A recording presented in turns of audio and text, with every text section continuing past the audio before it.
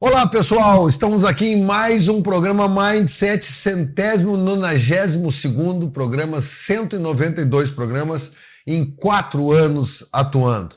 Tema hoje é um tema que me fascina, universo quântico, o que sabemos e como afeta a nossa vida. Eu vou bater um papo aqui com o engenheiro Heitor Luiz Rossetto, um mago, engenheiro químico, que trabalhou na Copesul, Braskem e Ipiranga, transmitindo o programa Mindset para mais de 196 países, pelo canal 160 e também pelo Poestrima TV de Porto Alegre para o mundo. Lembrando que você baixa no aplicativo do Play Store, tanto do Poestream como do canal, que já vem normalmente na sua TV Smart. Então, de Porto Alegre para Porto Alegre, de Porto Alegre para o mundo. Apoio Shopping Total há mais de 20 anos, presente a cada momento. Home 7200, tudo para a sua casa, e ambientalize. Quando o ambiente está bom, tudo fica melhor. Patrocínio Método Soluções de Engenharia e Promed Soluções de Saúde. Poestream é um canal de comunicação online do Rio Grande do Sul que leva até você um conteúdo de qualidade quando e onde você quiser, na palma da sua mão, que nem eu estou aqui com o celular. Assine nosso canal no YouTube e ative as notificações clicando no sininho. Direção-geral Fabiano Brasil, oficial, a direção, a coordenação de jornalismo, Tavison, coordenação técnica, Flávio Mota, e operações técnicas, Eduardo Azevedo. Poestream é um canal, uma emissora do grupo F Brasil. Siga na Stream TV e nas redes sociais.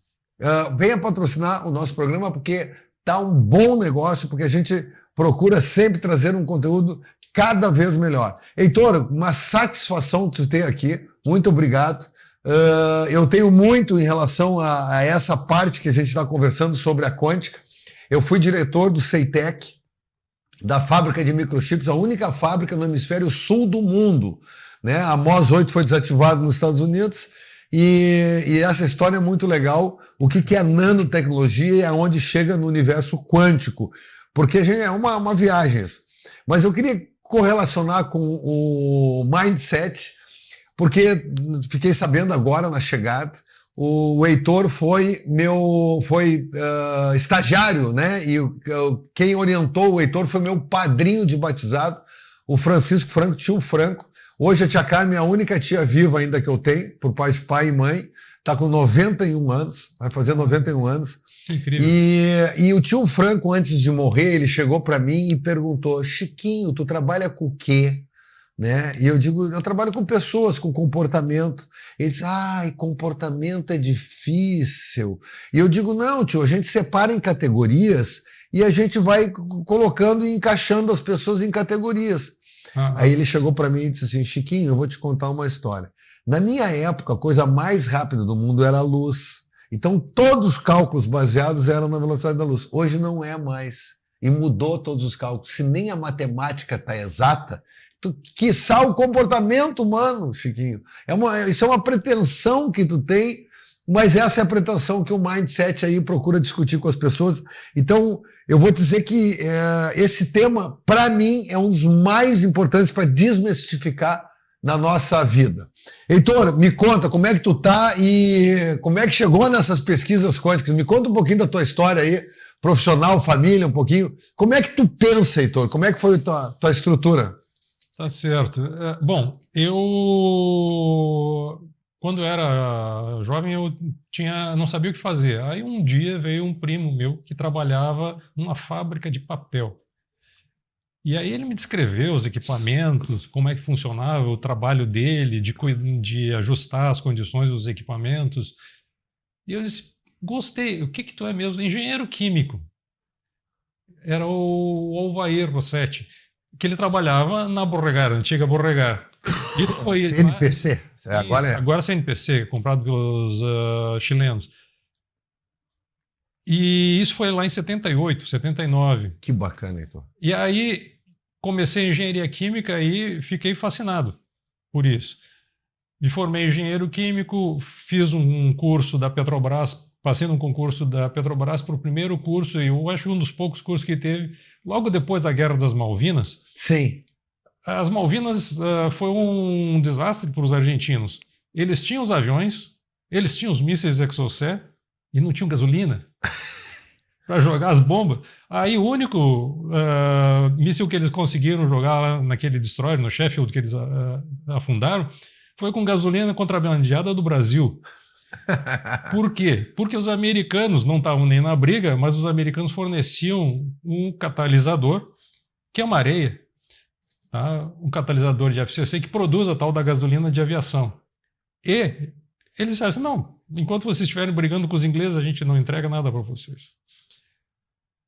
E aí a Petrobras ficou apavorada com isso e fez esse curso para nós, porque bom, e se cortarem o fluxo de tecnologia para nós aqui? Tinha 17 empresas na época no grupo Petroquisa, que era subsidiária da Petrobras para a petroquímica. Nós estávamos ferrados para o Brasil. Né? E também eles compraram dos holandeses uma tecnologia para fazer a tal do catalisador. E aí, claro, depois que eles compraram, os americanos queriam dar de graça. Sim. Somos bonzinhos agora. Ou seja, não tem ninguém bonzinho nessa história e a gente entrou nesse curso que era desenvolvido para pesquisa. Eram 26. Quantos foram realmente trabalhar com pesquisa? Tu? Não. Um outro colega que trabalhava lá no Nordeste. Porque o Brasil tem um mindset muito dependente. E tem muitas coisas que a gente depende e acha que isso é tudo muito natural e que sempre vai ter. É a discussão do CEITEC, né? Isso, o CEITEC aconteceu por causa disso. O CEITEC, a história do CEITEC é muito bacana, porque começou que os Estados Unidos foi desativar uma fábrica e ele queria doar para pesquisa. Então ficou entre México e Brasil. Só que numa das viagens do reitor, o Paulo Franco, que foi pró-reitor financeiro e de extensão da PUC, da CRT, foi visitar, eles visitavam os reitores, visitavam um grupo de reitores, todas as universidades, o que o pessoal estava pesquisando no mundo. E ele foi lá estudar isso aí, ver, e viu que estava sendo desativada essa fábrica. Foi lá e se candidatou. E mais, a fábrica tinham brasileiros trabalhando lá, na pesquisa da fábrica. Então ele puxou a brasa e veio para o Brasil. Aí a discussão era São Paulo ou Rio Grande do Sul. São Paulo era muito mais óbvio, mas precisava para construir a fábrica de chips. Se um dia tu quer ter alta tecnologia, nanotecnologia, tu vai precisar formar agentes. Então aquela fábrica ali servia como um grande laboratório de formação de pessoas, e a nossa balança comercial na época era 8-1, ou seja, eu importava 8 de tecnologia e vendia 1 de tecnologia. Então, a balança econômica do Brasil, isso mexe numa economia geral, é isso que tu está dizendo, da dependência. Isso é macroeconomia, são assuntos extremamente estratégicos do país. Sim. E aí, então, foi feito isso, se construiu a fábrica. Se tu conseguiu trazer para o Rio Grande do Sul, porque na época o governo tinha perdido a Ford e achou melhor. Então vamos trazer alta tecnologia para o Brasil. Então houve a universidade, o governo e as empresas, que aqui nós temos um centro de excelência em desenvolvimento tecnológico no Rio Grande do Sul, se juntou esses três e se conseguiu fazer. E aí eu fui diretor financeiro do CEITEC durante 3 anos. E isso me deu uma experiência muito grande nessa discussão toda. Bom, a outra questão também que me chama a atenção, fazendo esse vínculo do início contigo, foi na Braskem. Eu tenho alguns cases que eu trabalho com negociação, e são 3 cases que eu chamo que são os mais importantes que eu fiz. Um foi tirar os camelô da Praça 15, a gente conseguiu fazer isso. O outro foi o Tecnopuc. Eu trabalhei lá para conseguir construir o Tecnopuc. Parabéns. E o terceiro foi o Plástico Verde da Braskem, que quando lançaram o projeto do Plástico Verde, ele não foi aprovado. E aí veio engenheiros químicos de todo o Brasil e eu fiz uma dinâmica, uma atividade em que 2 grupos de engenheiros químicos tinham que discutir e apresentar para um terceiro grupo de engenheiro químico de quem eles iam aprovar o projeto, porque o projeto não tinha. E eles chegaram à conclusão que, cara, eu não aprovo nenhum dos 2. E eles perceberam que o plástico verde, a questão toda não é que o tempo de deterioração do plástico verde é o mesmo do plástico que vem do petróleo. Sim. O que é que ele tira o gás carbônico quando a planta cresce. Sim. Na verdade, o plástico verde, o primeiro plástico verde, eu estava lá quando foi feito na PS5 Slurry, que é uma fábrica de tecnologia da Rext alemã, que não existe mais. Mas qual é que é a lógica? Ao invés de tu usar uma molécula feita com petróleo, tu usa a mesma molécula feita a partir de cana.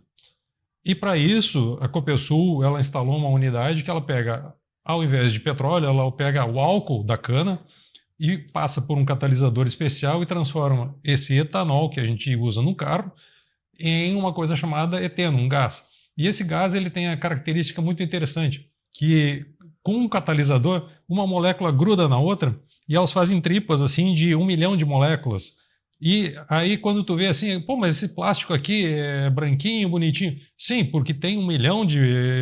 1 milhão mesmo, de moléculas de eteno grudadas uma na outra e transformam esse troço tão rígido que ele se torna um sólido. Senão seria um gás.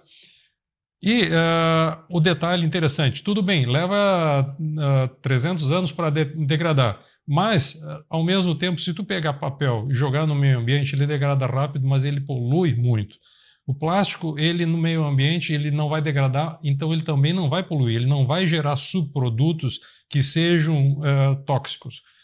Claro, ao longo de 400 anos, sim, mas vai ser uma taxa tão pequenininha que é irrelevante. É como se fosse uma pedra derretendo e se transformando em poeira. O plástico vai fazer a mesma coisa. Entende? Então... ele não contamina. Ele não contamina. Ou contamina menos. A vantagem do plástico verde é que ele está sequestrando o CO2 da atmosfera e transformando em uma coisa sólida e permanente por 200, 300 anos. E o plástico tem outras características que são muito interessantes. Por exemplo, tu pegou um monte de sacolinha de plástico, que o polietileno de alta é usado para fazer aquela sacola barulhenta que a gente usa no supermercado. Transformar aquilo ali num tubo para irrigação. Aquilo ali vai ser usado por mais 30 anos. Ou seja, tu tem uma reciclagem do material. O material ele não é usado uma vez só, então aquela energia que tu gastaria para produzir uma coisa nova, tipo, eu vou fazer um tubo de cerâmica, vou fazer um tubo de vidro, é frágil, é fácil de quebrar e estragou, não tem como consertar. Um tubo de plástico, não. Ele rachou, tu vai lá, tapa o furo e pronto, segue o baile. Então, tem um monte de vantagens ambientais por sequestrar carbono e, ao mesmo tempo, muitas vantagens de reciclar.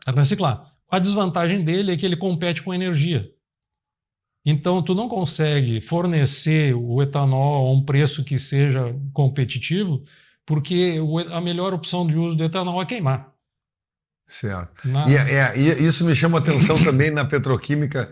Um abraço para o nosso engenheiro Hamilton Romanato e a Margarete Brunetti. É na petroquímica quando tem um foguinho lá em cima, né? Quando tem o fogo é que está desregulado, tu tem que queimar.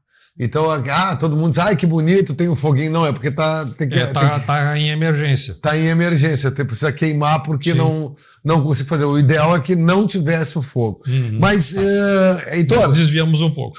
Vamos voltar aqui, sensacional, vamos voltar aqui para o universo quântico, o que sabemos e como afeta nossas vidas. Cara, é uma viagem, porque tu vê tanta coisa e dizer que ninguém entende isso. Como é que começou o estudo do quântico no mundo? Para a gente explicar um pouquinho. Vamos lá. Pegando a base, assim, até 1900, o entendimento que o homem tinha da natureza era mais ou menos aquela coisa dos gregos lá. Se eu for dividindo, vou chegar num átomo, que é indivisível. E aí chegaram à conclusão lá, naquela época, que existiam vários tipos de átomos. Né? E naquela época ainda não existia uma química como a gente tem hoje. Então, existia muita falta de informação. Aí o Planck, em 1900, ele disse, olha, o que realmente é indivisível é a energia, e ela é a energia em quantidades muito pequenas, que ele chamou de quantos, que é, até hoje, tem um número lá de Planck, que é uma fração, um fóton mínimo. Tá? E tudo na natureza é baseado em soma desse pequeno tijolinho. Então, se a gente procurar um átomo na natureza, é o tal do quanto de energia do Planck. Isso lá em 1900. O Einstein, em 1905, estava lá observando e conseguiu constatar que tu jogando um fóton de uma determinada energia, saltava um elétron do material que ele estava estudando. Ele chamou isso de efeito fotoelétrico, que a gente usa pra caramba hoje, né? E ele ganhou o prêmio Nobel por causa disso, e não por causa da relatividade. E nem por causa do E igual a mc ao quadrado. Isso. Então, esse efeito fotoelétrico, ele conseguiu demonstrar que a energia, para aquele fóton, para aquele elétron sair, tinha que ter uma quantidade de energia, um número de quantos. E aí, a partir disso, se desenvolveu muito trabalho, e lá em 1920, o Schrödinger conseguiu fazer uma equação que ele descreveu a matéria como se fosse uma onda. Porque eles diziam assim, bom, a luz é uma onda. Mas, eventualmente, tu pode explicar também que um elétron é uma onda. O som é uma onda, mas aí a gente está falando de onda de matéria. Tá. Né? Se tinha uma discussão muito grande naquela época se a luz era um corpo de matéria ou se era uma onda. Tanto que existe aquele experimento da dupla fenda, que tu faz uma luz que é coerente passar por ali e dependendo da situação que tu faz, forma 2 riscos ou forma vários riscos. Quando forma vários riscos é porque está com um comportamento de onda.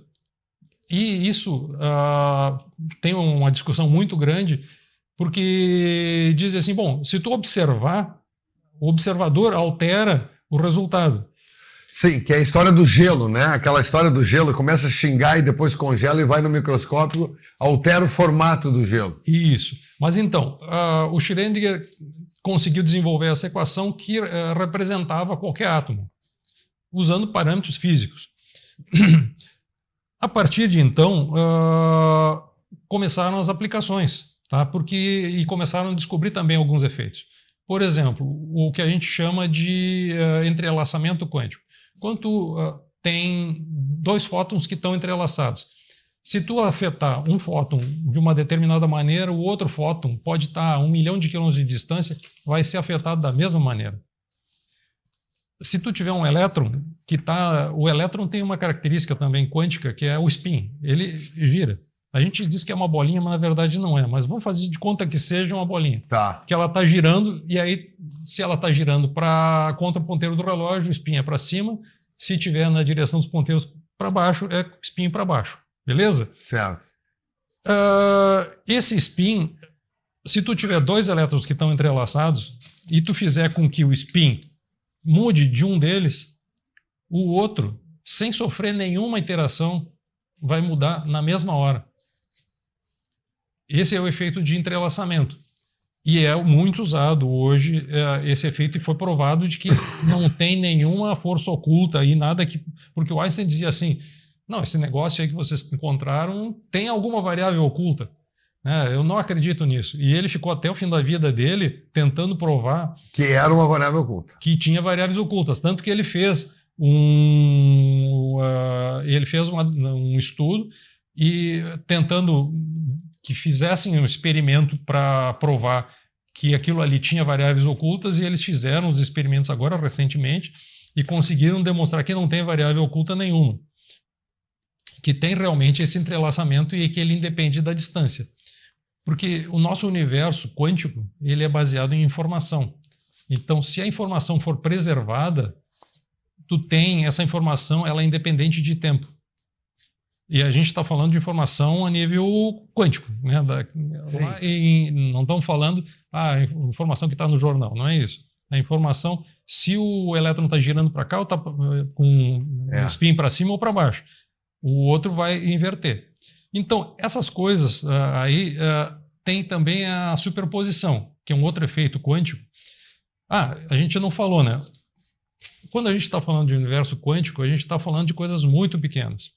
Imagina 1 milímetro. É pequenininho, aquele risquinho ali na régua. Que eu costumo dizer, né? É mais ou menos esse buraquinho aqui, em 1 milímetro quadrado. É o buraquinho quando tu faz junto os 2 dedinhos, né? Isso. Aí tu divide isso... A nanotecnologia bota 35 camadas com 3 milhões e meio do CEITEC de circuitos integrados. Pega aquela plaquinha verde, tem um estranhozinho, né? Ele faz isso do ponto de vista micro. Pois é. E o que a gente está falando da mecânica quântica é desse tamanho aí ou menor. A gente está falando de dividir 1 milímetro em 1 milhão de vezes, depois tu divide mais 10 vezes, aí tu chegou no angstrom. E um angstrom é o tamanho básico de um átomo. Então, o elétron é muito menor do que isso, é tipo 1 milhão de vezes menor. Então, a gente está falando de coisas muito, muito pequenas. E o... Deixa eu pegar um gancho aqui, tá? Que aqui já veio vários insights. Eu fico cruzando com o comportamento humano do mindset, né? Então, tu falou da spin, né? Sim, tu tem o spin de vício e tem o spin da virtude, né? Então, tu observa que isso também se reflete alguma coisa no nosso comportamento, né? Ou seja, ciclo vicioso e ciclo virtuoso. Isso tem a ver com o caráter do ser humano. Então, atitude positiva ou negativa. Isso, né? O 0 e o 1. Também quando tu entra nessa questão do oculto, né? Que hoje se fala da não comunicação. Cara, não viaja, tu não sabe, não viaja. Ou o ser humano quer acreditar em algo que pega. Quando tu fala também o cérebro é uma máquina de eficiência, ele quer trabalhar, ele quer mais com menos. Ele é programado para isso. Então, isso tem algumas características humanas que replicam isso na física quântica. É uma viagem que eu estou dizendo? Eu acho que é o contrário. Eu acho que é da natureza que a gente herda essas coisas. Perfeito. Tá? Boa. Porque, por exemplo, essa questão de encontrar energia mínima é uma coisa que sempre me perguntava. Bom, mas aquele elétron, dizem que ele está girando em torno do átomo na velocidade da luz. Mas ele nunca cansa. Né? Ele não gasta energia com isso. A verdade é que eu ainda não sei essa resposta. Mas, de qualquer maneira, ele está num estado de energia mínimo. Se tu colocar, por exemplo, um fóton e esse elétron ele aumentar a energia dele, ele vai para um outro patamar, e tem alguns patamares que são permitidos, outros que não são permitidos, por causa da mecânica quântica. E ele, digamos, está num patamar não permitido, ele vai ficar instável e ele vai liberar um outro fóton e vai voltar para um nível permitido. Ou seja, todos esses níveis são quantizados. Então, a natureza é muito organizada e sempre está procurando um estado de energia mínimo. Se tu está com, por exemplo, tu aquece um objeto e tu para de aquecer, o que acontece? Ele esfria. Ele esfria, porque ela está buscando um estado de menor energia. Enquanto tu estava injetando energia, ele estava aumentando em expansão e aquecendo. Depois que tu tira, ele vai para um estado até ficar na condição ambiente. Então, no nível atômico acontece isso também. E quando a gente diz assim, bom, mas como é que nós funcionamos? Nós funcionamos assim também. Tu bota um gás lá, quer jogar uma partida de futebol. Depois o que acontece? Tu cansa. A motivação e a desmotivação. Isso, te motiva, depois, vamos lá para a cervejinha, porque afinal de contas... É a recompensa do que eu fiz. Exato. Cara, sensacional. Então a não comunicação eu falei, né? Que hoje se fala, porque antes eu interpretava o silêncio. Existe a complexidade disso também, a comunicação complexa. É uma série de comunicação de assuntos diferentes por transmídia, por mídias diferentes. Entra no assunto do Instagram, Facebook, e-mail, telefone, tudo ao mesmo tempo, né? E isso dispersa. Então, tu tem essas características também em outras relações. E agora eu estava olhando aqui, pessoal, eu estudei aqui, ele me trouxe, o cara não é à toa que ele é o que é, estudando isso, concepções erradas física-quânticas. Quando eu vou para o misticismo, ou seja, querer definir isso, que isso, o misticismo, né? Tu coloca aí, é diferente que tudo que é criado é de que Deus que criou, para a concepção que nós temos de Deus. Como é que é essa história na tua vida, a religião na tua vida, com essas tuas pesquisas? O que é misticismo? Bom, para mim, Deus é uma questão que é fundamental. Eu vejo assim, dizem que Deus não existe, e se baseiam, por exemplo, na questão da criação da vida. A primeira vida surgiu da interação das moléculas, os raios, o caldo primordial. Tá, beleza. Tudo bem, tu já provaram que a possibilidade de formar uma proteína enrolada, que nós temos centenas delas, para formar um organismo que seja uma ameba, né? Um organismo pequenininho.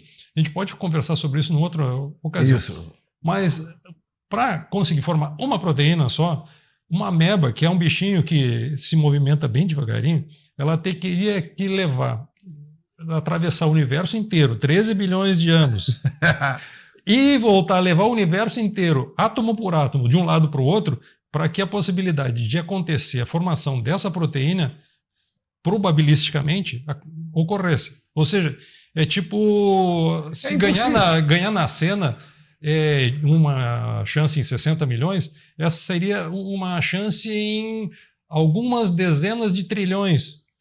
Tá? Entendi. Então, ou seja, milhões de possibilidades para poder formar uma. Ou seja, e a gente vê na natureza que tudo tem um desenho inteligente, que é uma teoria que o pessoal também está dizendo assim, ok, Deus não existe, mas teve um desenho inteligente. Pode ter sido alienígena. Sim. Aí tu pega e vai para aquela coisa do ovo ou a galinha. Quem é que nasceu primeiro? Essa eu descobri. Foi o ovo. Foi o ovo. Só que aí, pegando esse gancho... Que o ovo veio do peixe, tá? E o que veio antes... E o peixe veio da ameba.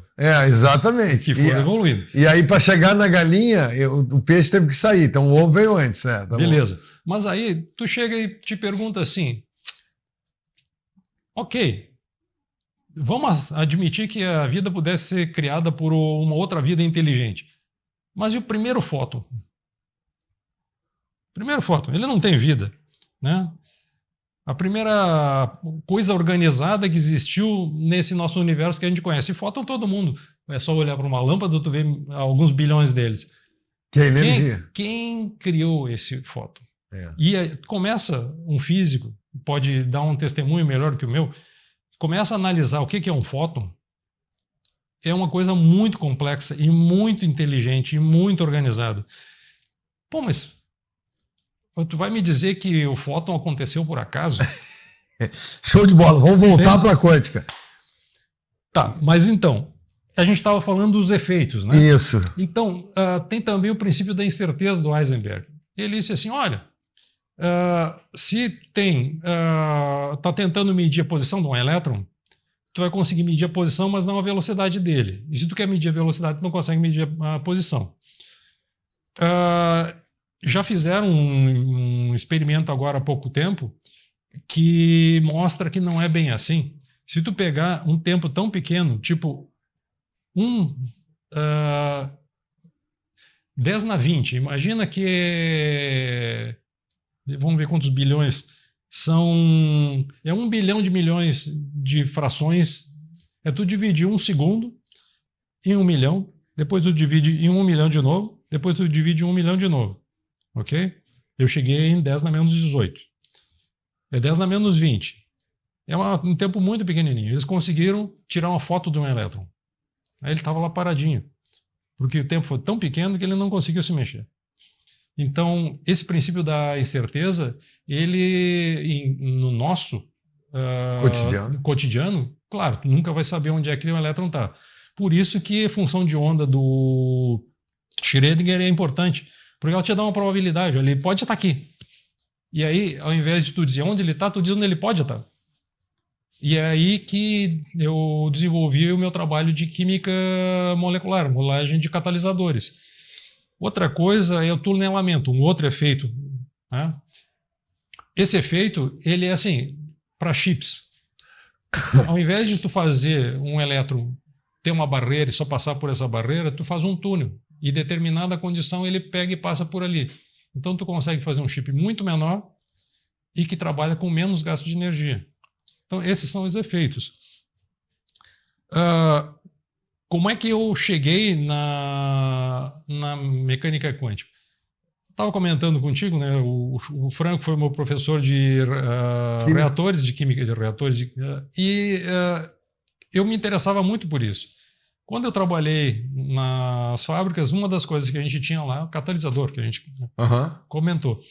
E eu gosto muito do catalisador, por senso comum, da prancha de surf, que tu bota o catalisador para ela ficar dura. É isso aí, isso. Né? Na fábrica é diferente. Sim. É tipo, imagina que tu tem uma molécula aqui e chega lá um eteno, né? O eteno está girando por ali, o eteno é um gás. Se tu deixar ele como tal, ele fica como ele está. Agora, o catalisador tem essa característica de ele atrair nuvem eletrônica. Então, o eteno vem e gruda aqui nesse lugar que é tipo um sítio ativo, que a gente chama, que é como se fosse uma concha onde entra esse eteno. Só que aí, quando ele entra aqui, o catalisador, por ter essa característica, ele rouba os elétrons do eteno e pega para ele. Aí o eteno fica procurando elétron. Cadê meus elétrons? Aí tem um outro eteno ali, e vem, tu também tem, e gruda nele. E aí, o que acontece? Forma uma dupla de etenos. E o segundo eteno fica também doido por um terceiro, e quarto, e quinto, e assim vai entrando, por um lado, o eteno, e pelo outro lado vai saindo uma tripa de etenos que estão ligados um no outro. E o catalisador faz isso. Ele faz essa jogada de facilitar a ligação entre as moléculas. O trabalho que eu peguei, ele era em cima de um catalisador que chama de metaloceno, que ele tem uma forma, uma receita bem definida. Tu sabe exatamente como é que é a estrutura química desse catalisador. Então, tu pode fazer um modelo daquilo. E o que é um modelo? Modelo é como quando a gente... eu quero fazer um modelo de um sofá. Pega, vai lá, faz com papel, e aquilo ali se parece com um sofá, mas não é um sofá.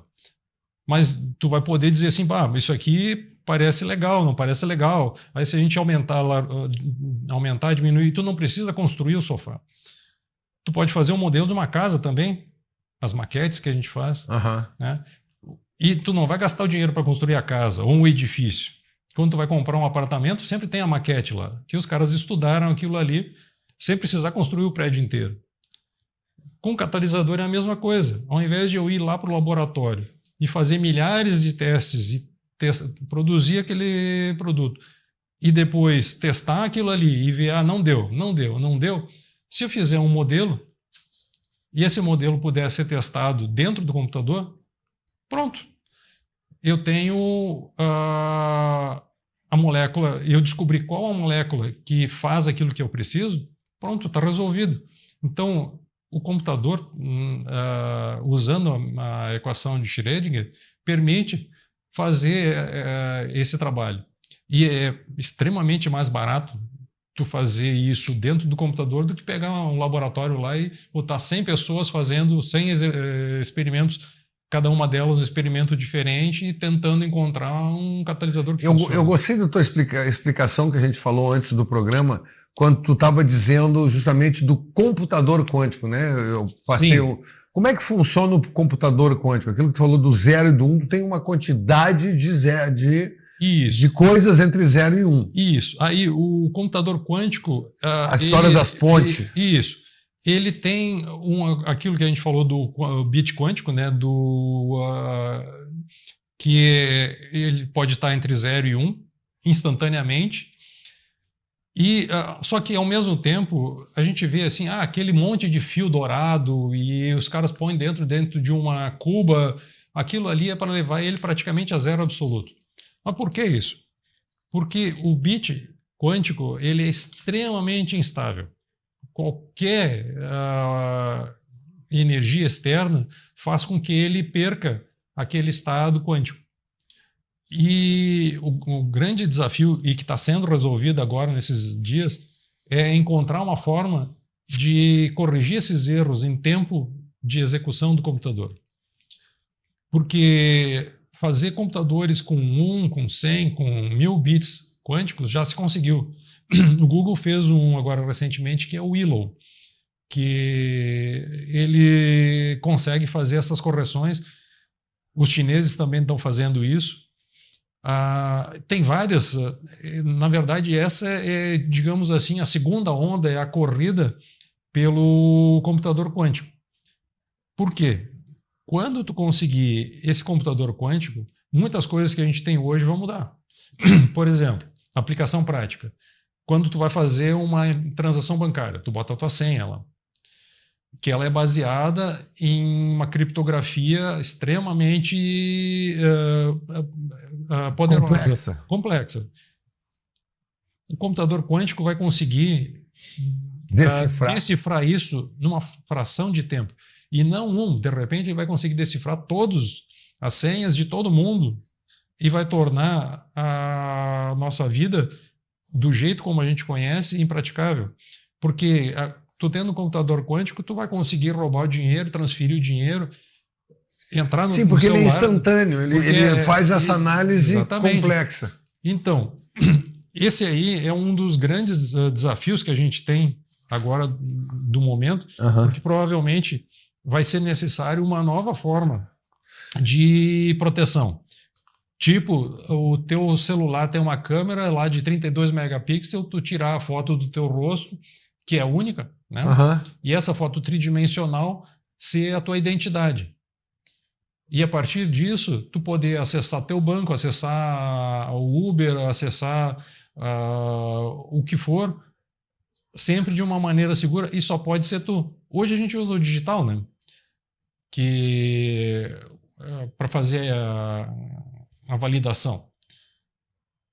No futuro, isso não vai ser suficiente. Então, o computador quântico, ele tem essa característica de conseguir resolver problemas matemáticos muito complexos de uma maneira extremamente rápida. E que com um computador comum, tu precisaria fazer cálculos repetidos e muito interativos, tipo, eu tenho que encontrar entre 0 e 1, fazer 1000 variáveis, variar entre 0 e 1. Num computador normal, levaria 1 milhão de anos. Entendido. Heitor, então assim, cada vez mais a evolução está chegando nisso e vamos tentar, eu quero 3 coisas aqui contigo. Cara, a gente aqui voa o tempo, a gente já está quase 38 minutos falando, tá? E é que merece outras discussões contigo pela tua capacidade mental, eu fico fabuloso com isso, tá? Tu é um dos caras mais inteligentes que eu conversei e que eu quero estar mais próximo de ti. O ser humano, a gente tem aquele do micro ao macro. O ser humano consegue ir para cima do universo até 10 na 20, 10 na 12, 10 na 15. Ou seja, eu vou no universo, vou subindo, né? Então tem 1 metro, 2 metros, né? E vou subindo. Para dentro, o ser humano consegue menos do que para fora. Não, mais para dentro do que para fora. Como é que é a história na escala? Tu lembra disso, do macro e micro? Eu nunca olhei isso com atenção, mas porque o universo observável que a gente tem da física são 13 bilhões e meio de anos. Mas dizem que, na verdade, o universo total teria no mínimo 50 bilhões. Porque tem uma parte que a luz não consegue nem chegar aqui de tão longe que é. Sim. Mas isso aí daria 50 vezes 10 na 9. Isso, 50 vezes 10 na 9. Se a gente olhar para baixo, por exemplo, pegar o angstrom. Para o angstrom é 10 na menos 15. Então é mais para dentro do que para... Isso. E o angstrom não é a menor medida. Né? Tem coisas que são menores do que um angstrom. O elétron, por exemplo, é 1 milésimo de angstrom. É o factron. Tem, que é uma unidade... Bom, tu tá numa fronteira química ali. Sim. Mas aí o que eu tinha falado é o femto. Femto é 10 na menos 20. Femtron é 10 na menos 20. Ou seja, lá... É muito pequenininho. A quântica está chegando nesse limite. Ela trabalha nesses limites aí, de 10 na menos 10 para baixo.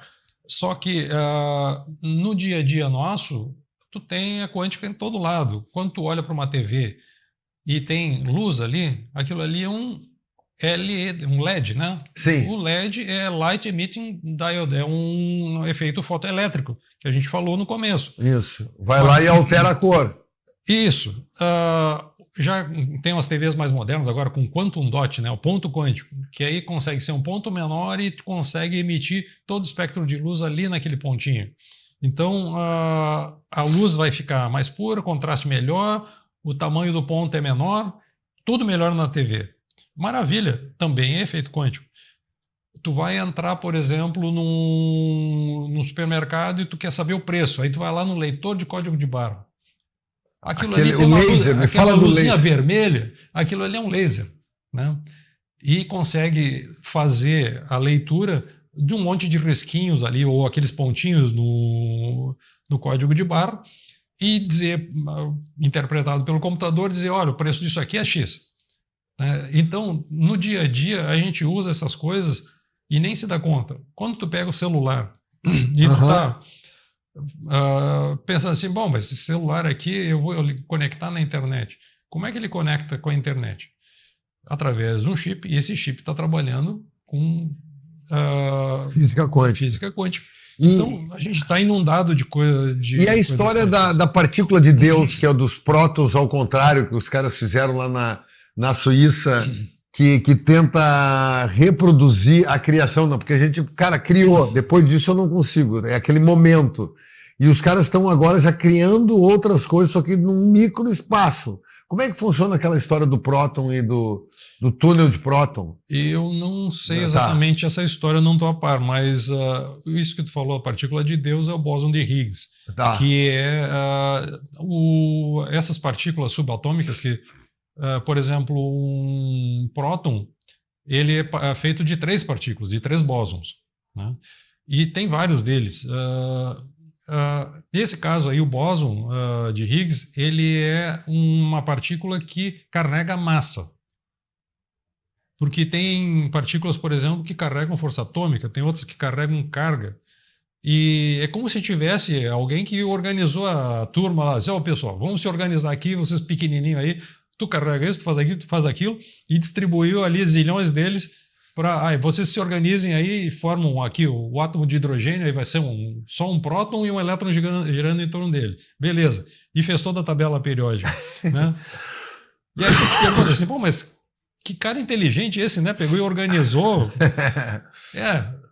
Tem elementos novos na tabela periódica que vão surgindo? Sempre vai ter, porque a questão do elemento da tabela periódica depende da condição. Se tu tiver, por exemplo, dentro de um buraco negro, uma estrela de nêutrons, onde as pressões são gigantescas, a possibilidade de tu ter um átomo confinado ali, estável, que a gente não conhece, é maior. Aqui, como a gente está numa condição que é bem amena, né? Não tem nada a ver, por exemplo, com estar dentro do Sol ou dentro do núcleo da Terra, uma condição super amena, a gente tem os elementos ali até acho que é 140, não me lembro agora exatamente qual é o último lá. Mas tu tem esses elementos químicos, todos eles são a organização de partículas de prótons, de nêutrons e de elétrons. Sensacional. E me diz uma outra coisa, 2 coisas para a gente ir conduzindo aqui, que é a conclusão e possibilidades em desenvolvimento.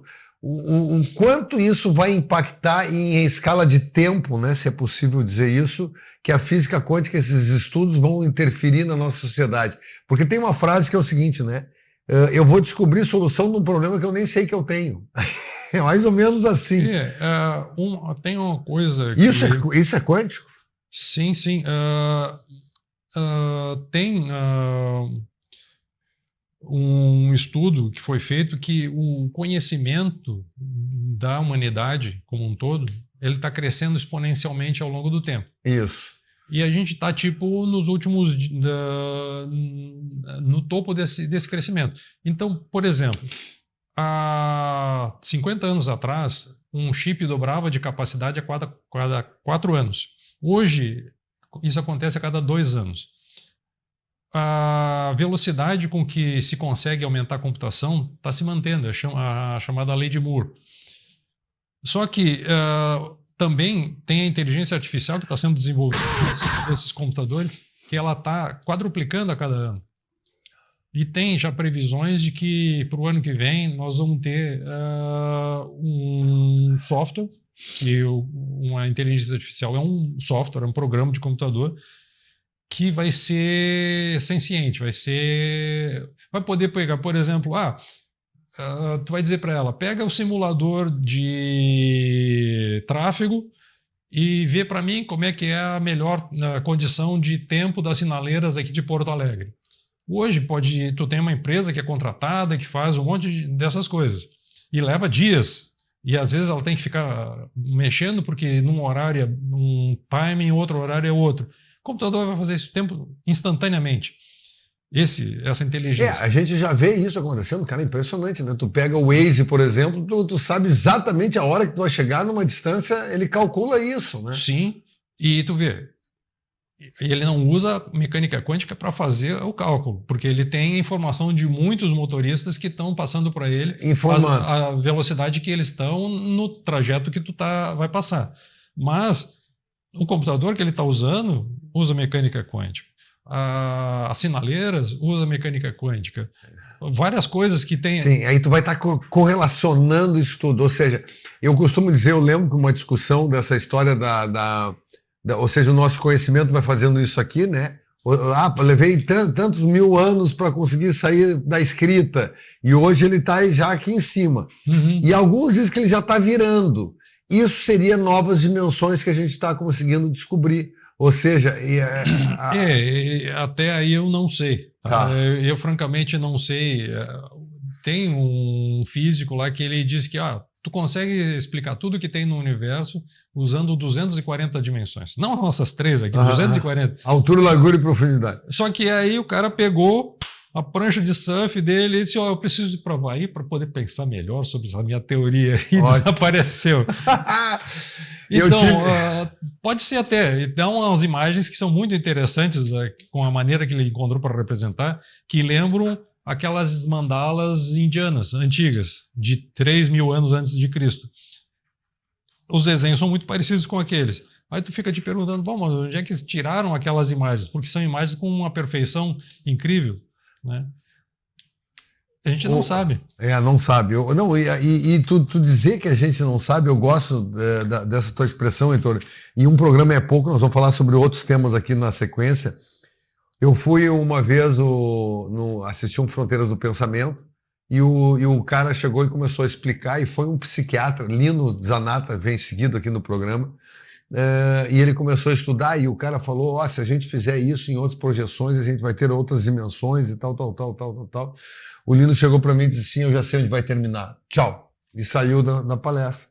E os cálculos dele mostrando isso aí. E que são os cálculos de economia, cálculos complexos. E encontrei ele depois, no outro dia, estava na Sojipa lá, Lino, onde é que termina isso? Ele disse, loucura, isso não tem fim. Uma hora tu tem que chegar e dizer assim, saí, parei. Que a gente chama isso de campo de atuação. Eu gosto muito desses 5 elementos que o Padula, meu professor de mestrado, um abraço para ele, que ele me falou. Ele disse assim, cara, primeiro, tu quer dominar um fenômeno. Para tu dominar um fenômeno, né, primeira coisa é não julgar, é observar. Segunda coisa, não olha com os teus olhos, olha com os olhos dos outros. Segundo, a conexão, acha o que uma coisa conecta com a outra. Terceiro, limites, até onde vai ir, porque senão tudo tem a ver com tudo e isso é loucura. Pode ser um devaneio, né? E por fim, simplifica para todo mundo entender, senão ninguém entende. Então, me simplifica o que tu fez na tua tese de mestrado. Bom, em poucas palavras, eu usei uma equação que o Schrödinger desenvolveu para representar a nuvem atômica, porque eu não sei onde é que o elétron está, mas eu sei onde ele pode estar. E aí eu consegui fazer uma representação usando um software chamado Maple, que mostrava essa casca em 3 dimensões. E aí, com essa representação, eu consegui mostrar que uma determinada molécula de catalisador tinha possibilidade de ser catalisador e outra, muito parecida com ela, não tinha como, porque não tinha como o eteno chegar lá, porque não tinha um lugar onde ele pudesse ser recebido. Então, eu consegui mostrar que aquela representação tinha utilidade. Claro que tu está no mestrado, tu está tentando fazer resolver o teu problema e não o problema do mundo. O teu problema é entregar dissertação. Sim, sim, ótimo. E eu tinha que trabalhar sexta, sábado, domingo, estudar no mestrado e aí escrever aquilo ali dentro do prazo. E o que eu consegui mostrar foi, dá para usar esse software, e o detalhe, ele conseguia fazer 1000 vezes mais rápido do que isso, 1000 vezes mesmo. Eu levava um dia para fazer uma modelagem num computador, um dia inteiro ele rodando, eu conseguia fazer isso em uma fração de segundo. E me entregava a informação que eu precisava. Sensacional. Heitor, é uma satisfação. Eu estava olhando a conclusão aqui, eu nem tinha lido, mas a gente falou de leis de GPS, semicondutores, falamos das leis rigorosas, né, de inovações, que isso vai impactar em tudo isso. Cara, eu queria te agradecer de coração por estar aqui, para poder. Eu vou te convidar para a gente vir falar sobre outras coisas, aprimorar isso. Acho que esse conhecimento realmente que a gente tem, e eu fiz a cadeira de doutorado em memória, tu chega a discutir isso dentro do teu cérebro, essas evoluções, claro, não na questão quântica, mas tu percebe que tem algumas coisas que tu não domina, mas que é assim, e essa fotografia, isso cada vez vai interferir mais no nosso... que a gente possa pegar todo esse conhecimento e transformar no bem comum. Eu acho que esse é o grande desafio que a gente tem. E de repente desmistificar para algumas pessoas as coisas que, pois é, isso aí é um bicho de 7 cabeças. Não, tu tá usando no dia a dia. Cara, muito obrigado. Queria agradecer aqui, então, agradecer os nossos patrocinadores, Shopping Total, presente a cada momento, Móveis do Bem, móveis para toda a vida, o Home 7200, tudo para a sua casa, ambientalize, seu ambiente está bom, tudo fica bom, e Método Engenharia e Promed. Mais uma vez, obrigado. Semana que vem a gente está de novo aqui. Valeu!